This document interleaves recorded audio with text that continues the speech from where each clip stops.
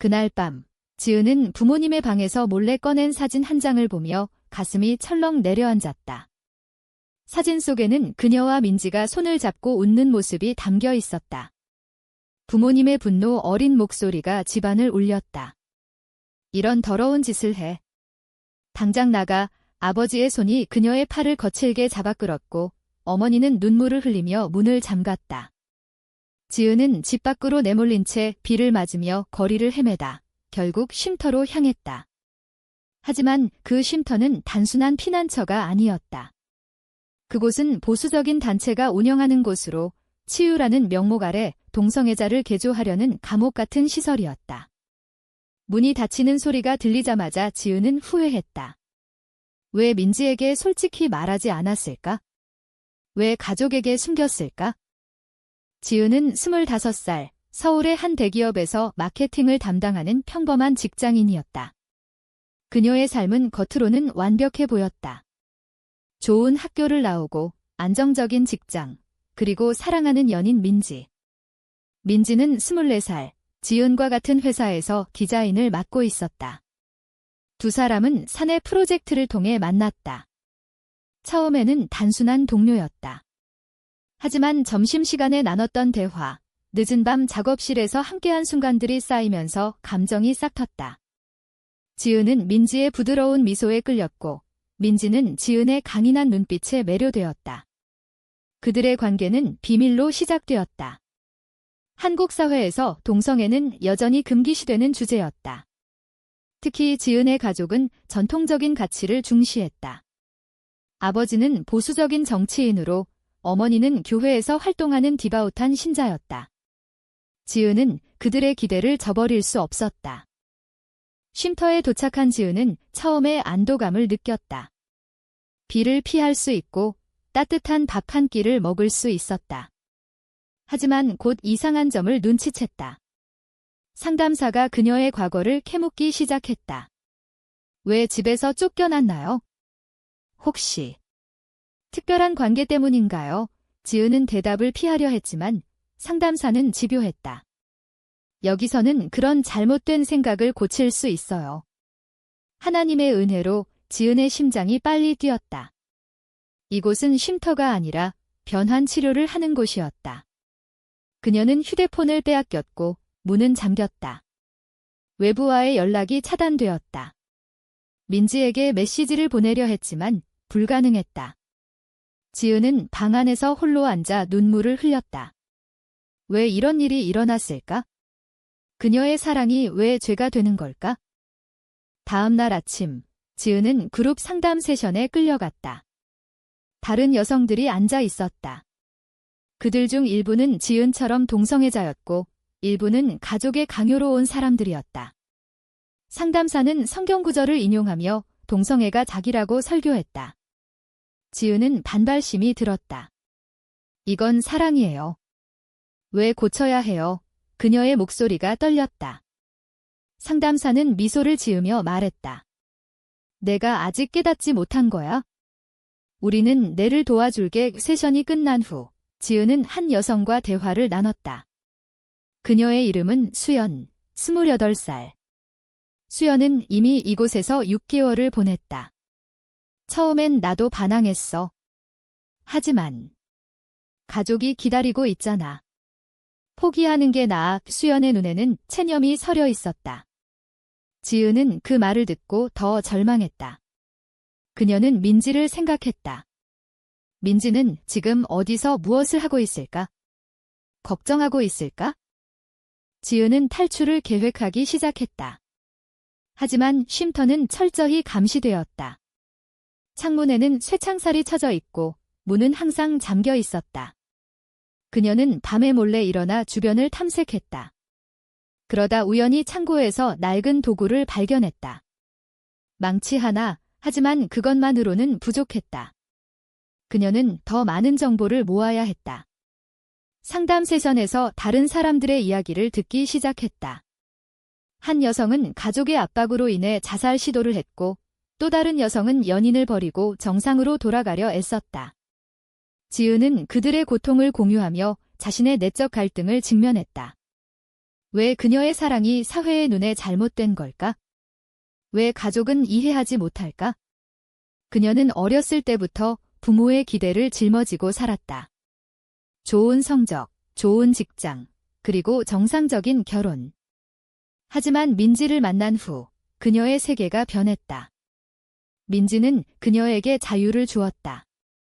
며칠이 지나면서 지은의 마음은 점점 단단해졌다.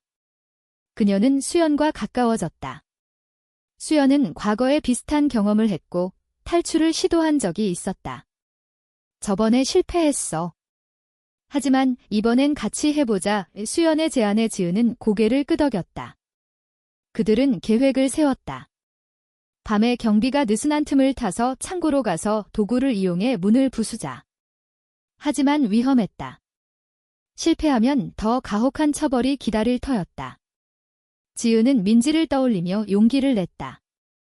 민지야, 기다려. 내가 돌아갈게. 그녀의 속삭임이 방 안을 맴돌았다.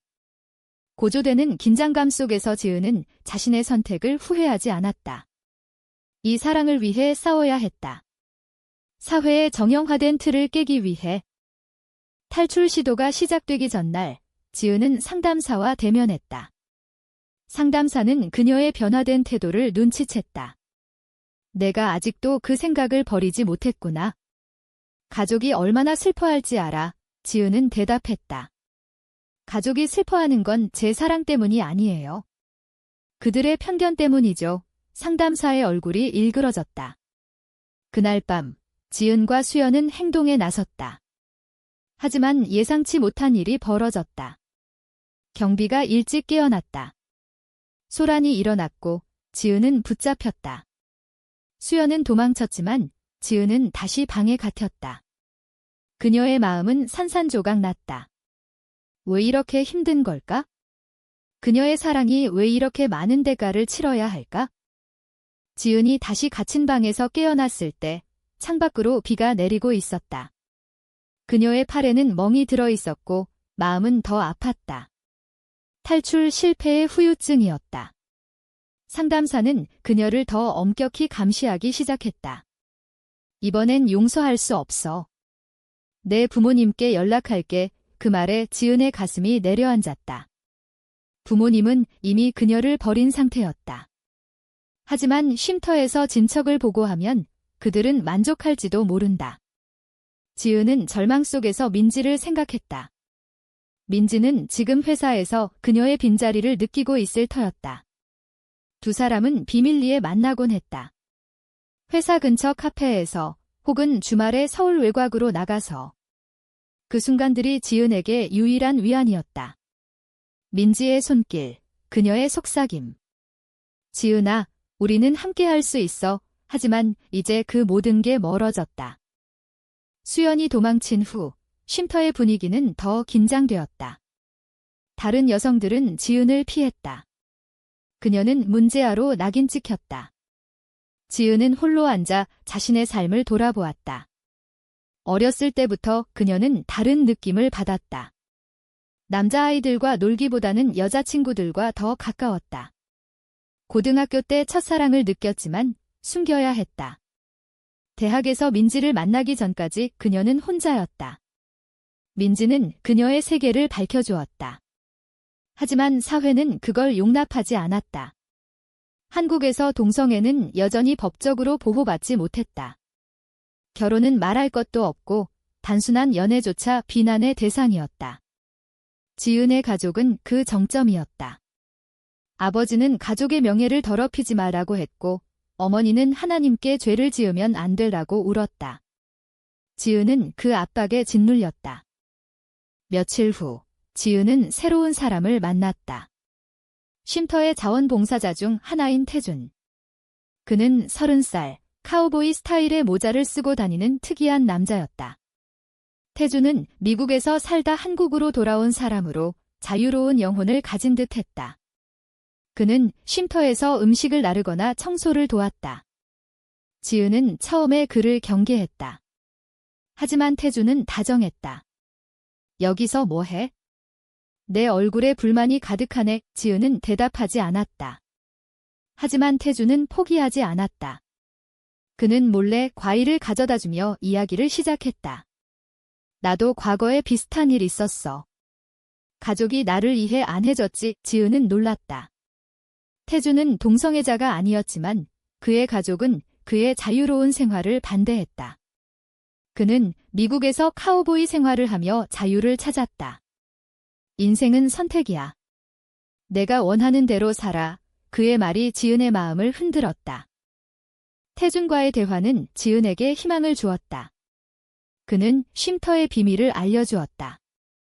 이곳은 보수 단체가 운영해. 하지만 법적으로 문제가 많아. 탈출하려면 외부 도움을 받아야 해. 지은은 태준에게 민지에 대해 털어놓았다.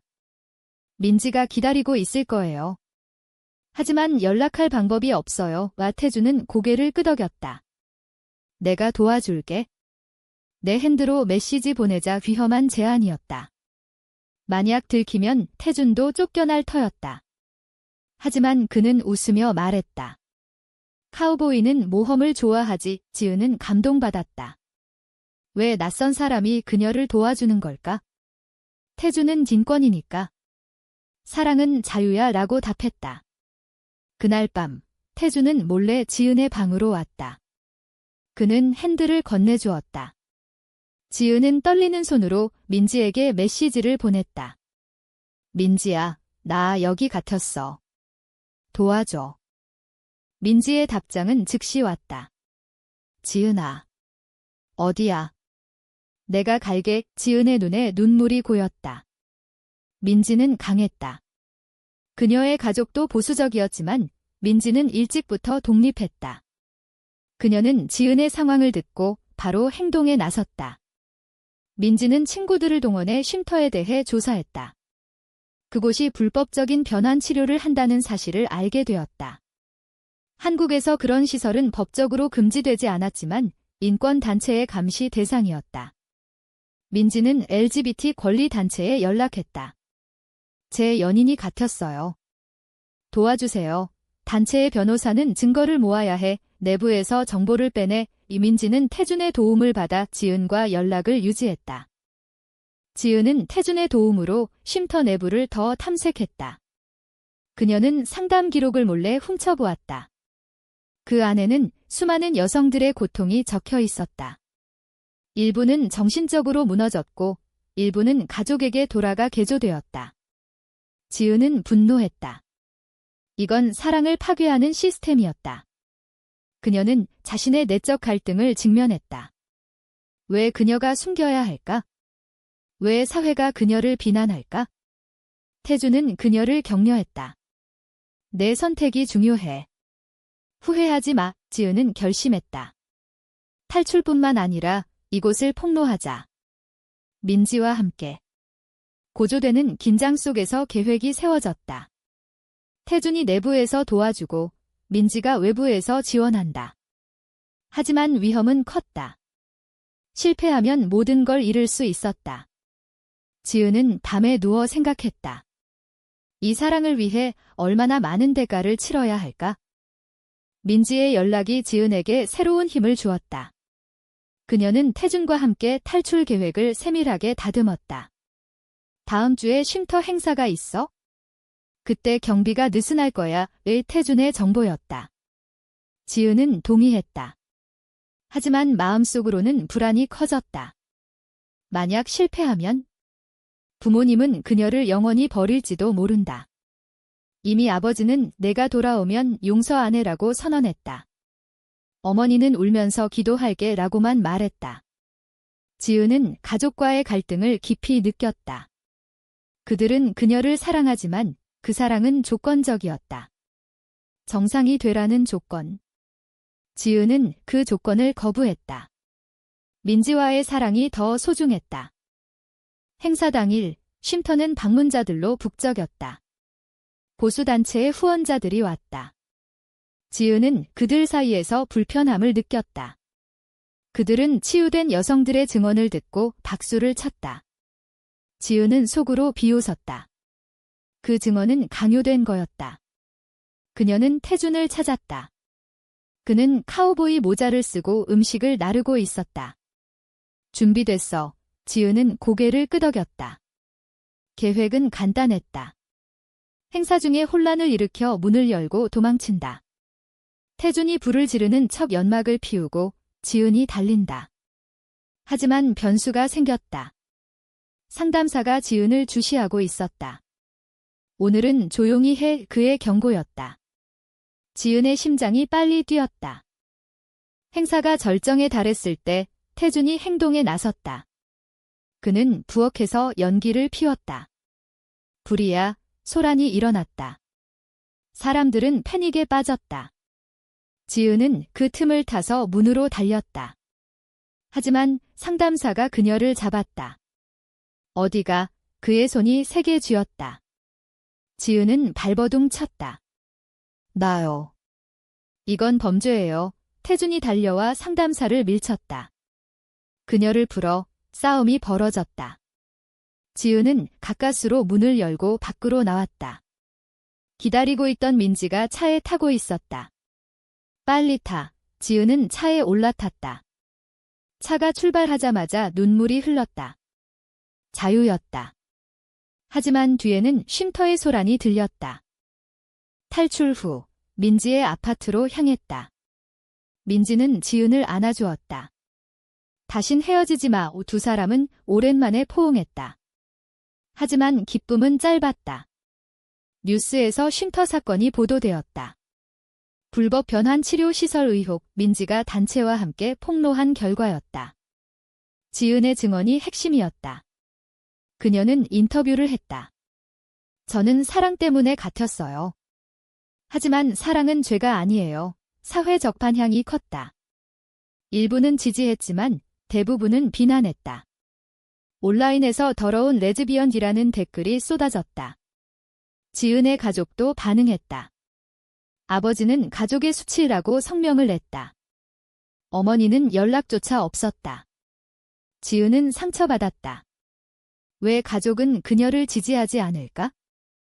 민지와 지은은 함께 이겨내기로 했다. 그들은 LGBT 커뮤니티에 참여했다. 모임에서 비슷한 경험을 가진 사람들을 만났다. 한 여성은 나도 가족에게 버림받았어. 하지만 새 가족을 찾았지. 그 말에 지은은 위로를 받았다. 태준도 연락했다. 잘 됐네. 카우보이는 항상 이겨. 그는 미국으로 돌아갈 준비를 하고 있었다. 지은은 그에게 감사했다. 낯선 사람이 그녀의 삶을 바꿔놓았다. 하지만 갈등은 끝나지 않았다. 회사에서 지은의 소문이 퍼졌다. 상사는 이미지가 중요해라고 경고했다. 지은은 직장을 잃을 위기에 처했다. 그녀는 선택의 기로에 섰다. 숨기고 살까, 아니면 싸울까? 사회적 압력이 커지면서 지은의 내적 갈등이 깊어졌다. 그녀는 밤에 잠을 이루지 못했다. 민지야, 우리가 잘못한 걸까? 민지는 대답했다. 아니야. 사회가 잘못된 거야. 의 두 사람은 함께 변호사와 상담했다. 쉼터를 고소하기로 했다. 증거를 모으는 과정에서 더 많은 피해자를 만났다. 그들의 이야기는 지은을 강하게 만들었다. 하지만 대가는 컸다. 지은의 친구들 일부가 등을 돌렸다. 너 때문에 불편해. 그 말에 지은은 배신감을 느꼈다. 왜 사랑이 이렇게 많은 희생을 요구할까? 고조되는 드라마 속에서 지은은 자신의 정체성을 직면했다. 그녀는 더 이상 숨기지 않기로 했다. 고소 준비가 본격화되면서 지은과 민지의 삶은 더 바빠졌다. 변호사는 증언이 핵심이야. 하지만 위험에 지은은 동의했다. 쉼터 측은 강력한 로비를 펼쳤다. 보수 단체가 지원했다. 미디어에서 지은을 반사회적으로 몰아갔다. 동성애를 장려하는가? 라는 기사가 쏟아졌다. 지은은 스트레스로 체중이 줄었다. 민지는 그녀를 지탱했다. 함께라면 이견. 하지만 민지도 압박을 받았다. 그녀의 가족이 연락했다. 그만둬. 내 인생 망치지 마. 민지는 거부했다. 엄마, 저는 지은을 사랑해요. 그 말에 어머니는 전화를 끊었다. 민지의 눈에 눈물이 고였다.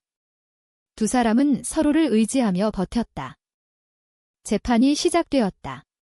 법정에서 지은은 증언했다. 저는 쉼터에서 강제 치료를 받았어요. 제 사랑을 부정당했죠의 판사는 듣고 있었지만 쉼터 측 변호사는 공격했다. 자발적으로 간 거잖아요. 왜 이제 와서? 지은은 대답했다. 쫓겨나서 갈 데가 없었어요. 법정은 긴장으로 가득 찼다. 밖에서는 시위가 벌어졌다. LGBT 지지자들이 플래카드를 들었다. 사랑은 자유다. 반대 측은 전통을 지키자. 라고 외쳤다. 지은은 그 광경을 보며 사회의 분열을 느꼈다. 왜 동성애가 이렇게 논쟁이 될까? 그녀의 사랑이 왜 공공의 문제가 될까? 재판 중 예상치 못한 증인이 나타났다. 수연이었다. 그녀는 탈출 후 은신하다가 지은의 소식을 듣고 나왔다. 저도 피해자예요. 쉼터는 감옥이었어요. 수연의 증언은 충격적이었다. 그녀는 상세한 기록을 가져왔다. 판사는 관심을 보였다. 쉼터 측은 당황했다. 태준도 증언했다. 내부에서 봤어요. 그건 치료가 아니에요. 학대예요. 그의 카우보이 스타일이 법정에서 화제가 되었다. 지은은 감사했다. 이 모든 사람이 그녀를 위해 서 있었다. 하지만 대가는 컸다. 지은의 아버지가 법정에 왔다. 그는 지은을 보며 고개를 저었다. 내가 왜 이렇게? 지은은 눈물을 참았다. 가족과의 단절이 아팠다. 재판이 길어지면서 지은의 내적 갈등이 절정에 달했다. 그녀는 꿈에서 부모님을 봤다. 돌아와. 정상적으로 살아. 하지만 깨어나면 민지가 옆에 있었다. 괜찮아. 지은은 안겼다. 두 사람의 관계는 더 깊어졌다. 하지만 사회의 시선은 여전했다. 직장에서 지은은 해고되었다. 이미지 문제야. 그녀는 실업자가 되었다. 민지도 압박을 받았지만 버텼다. 그들은 함께 새 삶을 계획했다. 해외로 갈까? 하지만 지은은 거부했다. 여기서 싸워야 해요. 포기하면 안 돼. 그녀의 결의가 강해졌다. 재판 결과가 나왔다. 쉼터는 불법으로 판정되었다. 운영 중지 명령이 떨어졌다. 지은은 승리했다. 미디어에서 진권 승리라고 보도했다. 하지만 반발도 컸다. 보수단체가 항소했다. 지은은 피로했다. 승리의 기쁨 뒤에 숨겨진 상처가 컸다. 가족과의 화해는 요원했다. 어머니가 한 번 연락했다. 기도할게. 그게 전부였다. 지은은 울었다. 왜 사랑이 가족을 잃게 만들까? 민지는 위로했다. 새 가족을 만들자. 이 두 사람은 결혼식을 꿈꿨다. 한국에서 불가능하지만 희망이었다. 승리 후 지은은 LGBT 활동가로 변신했다. 그녀는 강연을 다녔다. 제 이야기처럼 많은 사람이 고통받아요. 변화가 필요해요. 청중은 박수를 쳤다. 하지만 비난도 있었다. 사회를 어지럽히는 자, 지은은 무시했다. 그녀의 여정은 끝나지 않았다. 태주는 미국에서 편지를 보냈다. 카우보이처럼 자유롭게 살아. 이 지은은 웃었다. 그녀의 삶은 이제 새로웠다. 하지만 과거의 상처는 남아 있었다. 그녀는 민지와 함께 서울 거리를 걸었다. 손을 잡고 사회의 시선 속에서 재판 후 몇 달이 지나 지은의 삶은 안정되었다. 그녀는 새 직장을 찾았다. LGBT 친화적인 회사였다. 민지와 함께 살았고 두 사람은 서로의 지지자가 되었다. 하지만 사회의 변화는 느렸다. 여전히 동성애에 대한 편견이 존재했다. 지은은 모임에서 젊은 여성들을 만났다. 그들은 그녀의 이야기를 듣고 용기를 얻었다. 언니처럼 싸울게요. 지은은 뿌듯했다. 그녀의 여정이 누군가에게 빛이 되었다. 태주는 가끔 연락했다. 카우보이 생활 어때? 지은은 웃으며 답했다. 자유로워. 가족과의 관계는 여전히 복잡했다. 아버지는 연락하지 않았지만 어머니가 가끔 메시지를 보냈다. 건강해, 지은은 답했다. 네, 행복해요, 화해의 시작이었다. 하지만 완전한 이해는 아니었다. 지은은 받아들였다. 모든 걸 한 번에 바꿀 수 없다. 그녀의 내적 성장이었다. 사랑을 위해 싸운 대가로 그녀는 강해졌다. 민지와의 관계는 더 단단해졌다. 두 사람은 여행을 다녔다. 제주도에서 바다를 보며 약속했다. 영원히 함께. 하지만 여전히 도전이 있었다. 사회운동 중 지은은 반대 시위와 마주쳤다. 그들은 동성애는 질병시라고 외쳤다. 지은은 대응했다. 사랑은 질병이 아니에요. 논쟁이 벌어졌다. 그녀는 피로했지만 포기하지 않았다. 이 싸움은 그녀 혼자에게 아니었다. 수많은 사람들의 이야기였다. 지은은 책을 쓰기로 했다. 그녀의 경험을 담은 자서전. 쫓겨난 사랑시라는 제목으로. 출간 후 반향이 컸다. 일부는 칭찬했고 일부는 비난했다. 지은은 모든 걸 받아들였다. 시간이 지나면서 지은은 자신의 선택을 돌아보았다. 왜 그토록 많은 고통을 감수했을까? 사랑 때문이었다. 민지 때문이었다. 그녀는 후회하지 않았다. 사회는 천천히 변하고 있었다. 동성 결혼 법안이 논의되었다. 지은은 그 운동에 참여했다. 우리의 권리를 위해 민지와 함께. 두 사람의 사랑은 이제 공개적이었다. 친구들은 축하했다. 강한 커플이야. 지은은 웃었다. 마지막으로 지은은 쉼터가 있던 곳을 방문했다. 이제 폐쇄된 그곳에서 그녀는 과거를 마주쳤다. 여기서 시작됐어, 그녀의 여정. 탈출, 싸움, 승리. 하지만 질문이 남았다. 사랑을 위해 가족을 포기하는 게 옳은가? 이 선택이 과연 정당한가?